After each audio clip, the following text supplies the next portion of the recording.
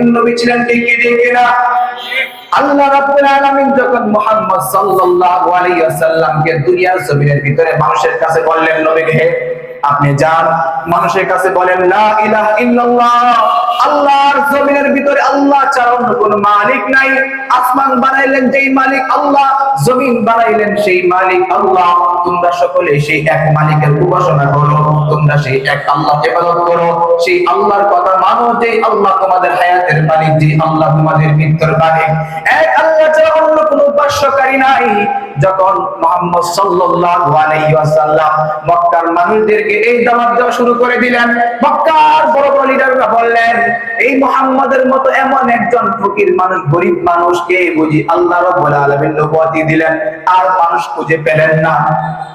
যার বাবা নাই, যার মা নাই, যার পিতা দুনিয়ার জমিনের ভিতরে বেঁচে নাই, যার মা নাই, এমন একজন অসহায় মানুষকে দুনিয়ার জমিনে নবী বানাইছে। সেই নবী মুহাম্মদ সাল্লাল্লাহু আলাইহি ওয়াসাল্লাম তায়েফের ময়দানে মার খেয়েছেন, ইসলামের জন্য, দ্বীনের জন্য রক্ত দিয়েছেন। অথচ যেই মানুষটা শরীরের ভিতরে একটা মশা মাছি বসা পর্যন্ত হারাম ছিল, সেই মানুষটার চেহারার ভিতর থেকে রক্তের ফোঁটা টপকে টপকে তায়েফের ময়দানে পড়ছে। আমার নবীর শরীর থেকে দান্দার মুবারক গুলাকে শহীদ করে দেওয়া হয়েছে। এবার একটু বুঝে থাকে দেখেন তো, একজন মানুষের দাঁতটা, যুবকের একজন মানুষের দাঁত গোলাপ পাথর দিয়ে ভাঙলে কি পরিমাণে কষ্ট হয়। আমার নবী মুহাম্মদ সাল্লাল্লাহু আলাইহি ওয়াসাল্লামকে আমাদের আরশের মালিক আল্লাহ কম ভালোবাসতেন না বেশি বাসতেন? কম বেশি না বেশি বেশি?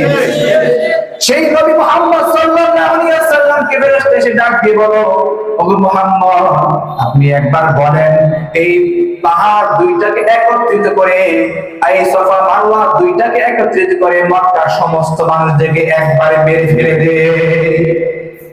আমার পয়গম্বর ডাক দিয়ে বললেন, ফেরেশতারে, আমাকে আল্লাহ রাব্বুল আলামিন দুনিয়ার জমিনের জন্য পাঠাইছে রহমত করে। ওয়া মা আরসালনাকা ইল্লা রাহমাতাল লিল আলামিন।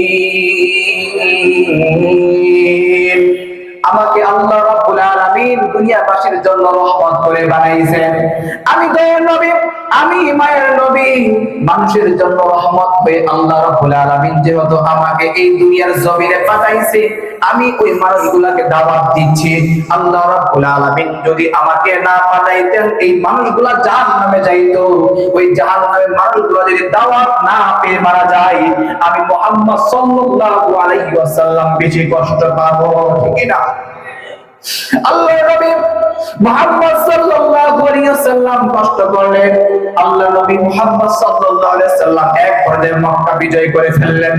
মক্কা বিজয় করার পরে আল্লাহর নবী মুহাম্মদ সাল্লাল্লাহু আলাইহি ওয়াসাল্লাম তিনি যখন সাহাবায়ে কেরামদের ইতিহাস শুনতেছিলেন, সাহাবায়ে কেরামদের গান শুনতেছিলেন, একজন সাহাবী এসে আল্লাহর পয়গম্বর জনাবে মুহাম্মদ সাল্লাল্লাহু আলাইহি ওয়াসাল্লামের সামনে বলতেছে, ও আল্লাহর পয়গম্বর, আজকে তো মক্কা বিজয় হয়ে গিয়েছে, মুসলমানরা উল্লাসে মেতে উঠেছে, অথচ এই দ্বীনের জন্য, এই দ্বীন বিজয়ের জন্য সাহাবায়ে কেরামদের ইতিহাস কি সাহাবাদের মনে আছে নাকি? হযরত বিলাল রাদিয়াল্লাহু তাআলা আনহুকে আল্লাহু আকবার, আল্লাহু আকবার যখন সেই মক্কার কুফাররা বলল, বিলাল রে, তুই মুহাম্মাদের প্রতি কেন ঈমান আনলি, আল্লাহর প্রতি কেন বিশ্বাস স্থাপন করলি, মুহাম্মদকে ভুলে যা, ইসলামকে ত্যাগ করে দে। আল্লাহর পয়গম্বর মুহাম্মদ সাল্লাল্লাহু আলাইহি ওয়াসাল্লামকে সাহাবারা যখন কথাগুলো শোনাইতেছিলেন, হযরত বিলাল রাদিয়াল্লাহু তাআলা আনহুকে আল্লাহর পয়গম্বর মুহাম্মদ সাল্লাল্লাহু আলাইহি ওয়াসাল্লাম কি পরিমাণে ভালোবাসতেন পরে বলছি। এক পর্যায়ে হযরত বিলাল রাদিয়াল্লাহু তাআলা আল্লাহু আকবার, আল্লাহু আকবার মক্কার কাফেরদেরকে ডাক দিয়ে বললেন, ওগো মক্কার কাফেররা, তোমরা আমাকে চিরতরে মেরে ফেলতে পারো, তারপরেও আমি একবারের জন্য এই বিলালের কণ্ঠ থেকে আল্লাহর নাম মুহাম্মাদের মহব্বত কোনদিন কেড়ে নিতে পারবে না। হযরত বিলাল রাদিয়াল্লাহু তাআলা আনহুকে এবার উত্তপ্ত মরুভূমির ভিতরে, অন্ধকারের ভিতরে শোয়া দেওয়া হলো। হযরত বিলাল রাদিয়াল্লাহু তাআলা আনহুকে তার বুকের উপরে পাথর চাপা দেওয়া হলো। হযরত বিলালকে এবার ডাক দিয়ে বলে, বিলাল রে তোর কেমন লাগে? বলে আমার যন্ত্রণা যতটুকু হোক না কেন, আমার মনে হচ্ছে আল্লাহর পয়গম্বর আর আল্লাহর প্রতি ভালোবাসার চেয়ে আমার এখন পর্যন্ত অন্য কোনো জিনিস মজা লাগে না। হযরত বিলাল রাদিয়াল্লাহু তাআলা ওকে ডাক দিয়ে বলে, বিলাল তুই যদি একবারের জন্য বলস আমরা তোকে ছেড়ে দিব, তোকে কিছুই করব না। হযরত বিলাল বললেন, আমার জীবন দিব তারপরেও মুহাম্মদ আর আল্লাহর প্রতি ভালোবাসা থেকে এক চুল পরিমাণ দূরে সরে যাব না। আল্লাহর পয়গম্বর হযরত বিলাল রাদিয়াল্লাহু তাআলাকে ডাক দিয়ে বললেন, এবার সাহাবাদের কাছে, ও সাহাবারা তারপর বিলাল কি বলতেছিল? হযরত বিলাল রাদিয়াল্লাহু তাআলা এমন শাস্তি পাওয়ার পরেও ঈমান থেকে এক চুল পরিমাণ বিচলিত হয় নাই। এজন্য আল্লাহ রাব্বুল আলামিন মহাগ্রন্থ কালামুল্লাহর ভিতরে জানিয়ে দিলেন, ওয়া মা নাকারু মিনহুম ইল্লা আইয়ুমিনু বিল্লাহিল আজিজিল হামিদ। আমি আল্লাহ রাব্বুল আলামিনের প্রতি যারা ঈমান আনছে, ঈমানি পরীক্ষায় যারা উত্তীর্ণ হয়েছে, আমি আল্লাহ রাব্বুল আলামিন তাদের মাকামকে বাড়াইয়া দেই। আল্লাহর পয়গম্বরকে এবার আর সাইয়্যিদ আল্লাহর পয়গম্বর হযরত খাব্বাব রাদিয়াল্লাহু তাআলা এর কথা আপনি শুনছেন নি? হযরত খাব্বাব রাদিয়াল্লাহু তাআলা কে যখন মক্কার কুফার বলল, খাব্বাব রে তোর নির্মমতা, তোর এই যে যন্ত্রণা জুলুম আমরা ছেড়ে দিব, তুমি কিছুই করবে না, তোকে আমরা ছেড়ে দিব, তোকে যন্ত্রণা দিব না। হযরত খাব্বাবকে বলল, খাব্বাব রে তুই একবারের জন্য মুহাম্মদকে ভালোবাসি না? হযরত খাব্বাব রাদিয়াল্লাহু আনহু যখন এই কথা বলতেছে, আল্লাহর পয়গম্বর বলেন, ও আমার সাহাবারা, খাব্বাব তখন কি বলেছিল? খাব্বাব তখন কি বলেছিল বুঝেন নাই? খাব্বাবকে বলল, খাব্বাব তুই একবার মুহাম্মদকে ছেড়ে দে, একবার মুহাম্মদের নামটা মুখ থেকে বাদ দিয়ে দে, তোর দুঃখ যন্ত্রণা কষ্ট সব ছেড়ে দিব, তোকে কিছুই করব না। মুহাম্মদ বলে, ও সাহাবারা, তখন খাব্বাব কি বলতেছিল এবার আল্লাহর পয়গম্বর শুনতেছেন, ভাল লাগতেছে।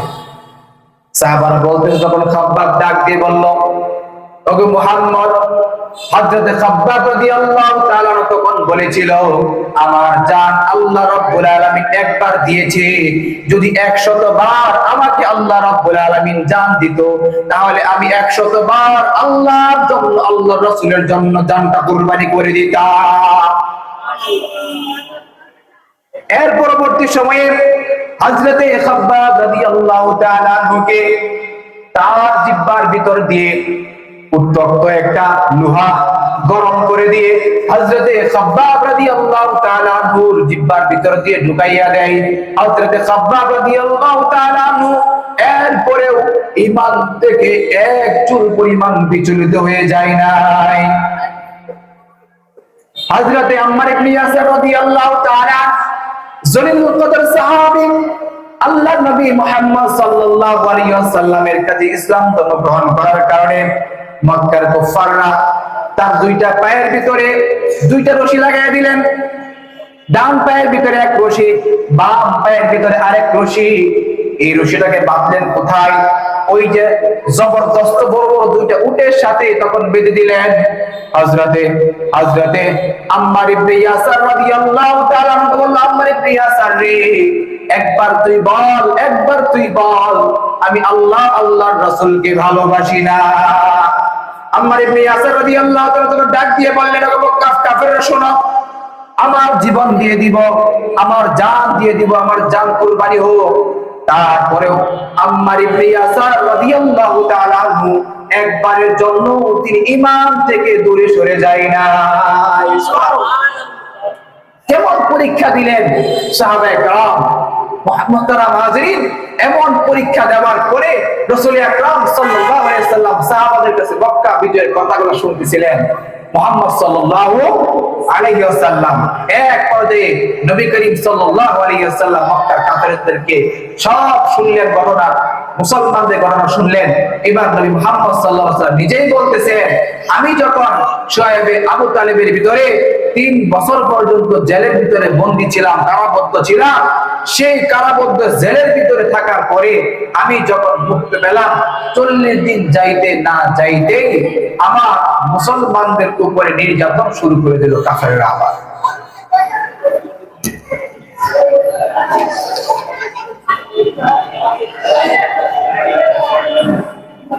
মুহতারাম হাজিরিন, রাসূল আকরাম সাল্লাল্লাহু আলাইহি ওয়াসাল্লাম বিচলিত হয়ে গেলেন, চিন্তায় পড়ে গেলেন।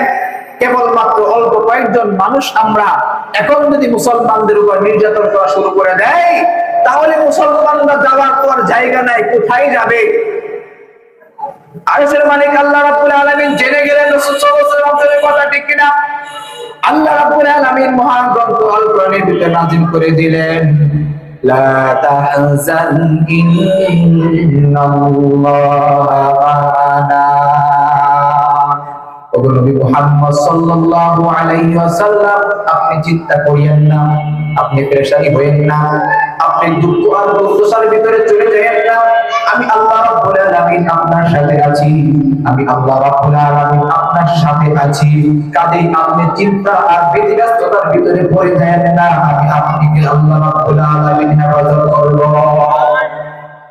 পরবর্তীতে আল্লাহ রাব্বুল আলামিন আয়াত নাযিল করে আবার জানিয়ে দিলেন, আল্লাহ সুবহানাহু ওয়া তাআলা জানালেন, তারা কাইফা ফাআলা রাব্বুকা বিআসহাবিল ফিল।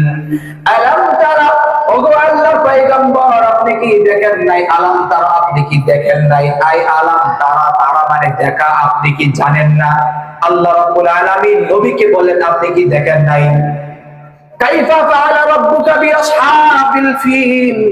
আল্লাহ আপনার রব আসহাবে ফিলদেরকে কি অবস্থা করেছিলেন, কেমনে আল্লাহ রাব্বুল আলামিন হস্তি বাহিনীর ঘটনা ঘটাইলেন। এখন আপনারা বুঝে থাকলে বলেন তো, আল্লাহ নবী মুহাম্মদ সাল্লাল্লাহু আলাইহি ওয়াসাল্লাম দুনিয়ার জমিনে আসার আগে আল্লাহ রাব্বুল আলামিন হস্তি বাহিনীর ঘটনা ঘটাইলেন, অথচ আল্লাহ রাব্বুল আলামিন জানাইলেন, মুহাম্মদ আপনি কি জানেন না? আপনি কি দেখেন নাই? আলাম তারা, আপনি কি দেখেন নাই? কাইফা ফাআলা রাব্বুকা বিআসহাবিল ফিল, হস্তি বাহিনীর ঘটনাকে আল্লাহ রাব্বুল আলামিন কেমনে ঘটাইলেন।